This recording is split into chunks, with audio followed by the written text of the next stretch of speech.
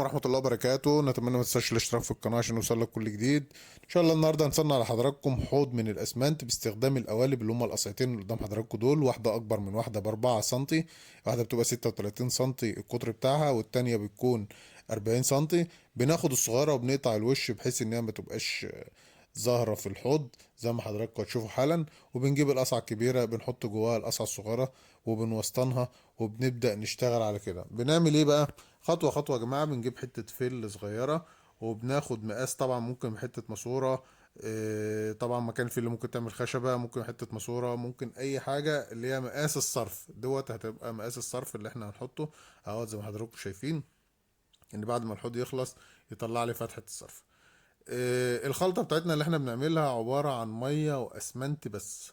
مية واسمنت يا جماعة، ما نحطش اي حاجة تانية.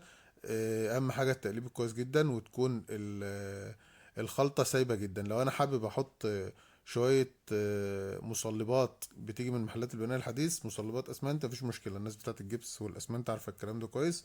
المهم بناخد القوالب بتاعتنا او القصعتين بتوعنا وبنعزلهم بزيت، وده زيت آلية عادي خالص. بتنزل زي ما حضرتك شايف كده. الموضوع بسيط جدا، بحيث ان لما صب ما وينشفوا ما يمسكوش في القصع يعني، يبقى سهل الفصل. بحطهم بالشكل ده يا جماعة. لازم اوسطن. شايفين الفتحة بتاعت القصعة بتكون في نص فتحة الصرف او اللي هي الفلة ديت.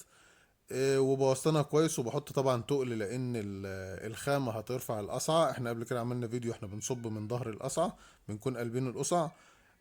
دلوقتي احنا بنصب من الوش زي ما حضراتكم شايفين.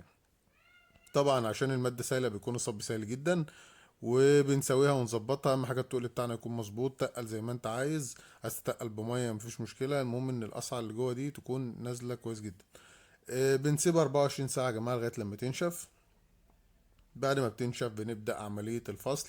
طبعا الفصل بيكون سهل جدا.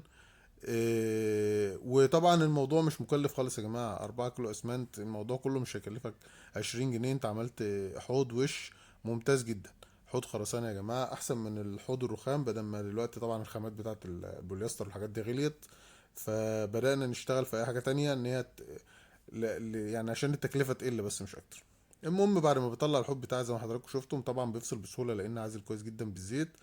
ببدأ أصنفر كويس جدا كل ما هو خشن. بشيل بالصاروخ الأول، بعد كده بالصنفرة، وبعد كده بحطه في شوية مية بحيث ان هو يشرب المية خالص ويتظبط. واقدر اصنفر برضو بالمية ان انا ناعم على قد ما اقدر زي ما حضراتكم شايفين. كل ما صنفرت بصنفرة ناعمة كل ما كان ناعم معايا اكتر.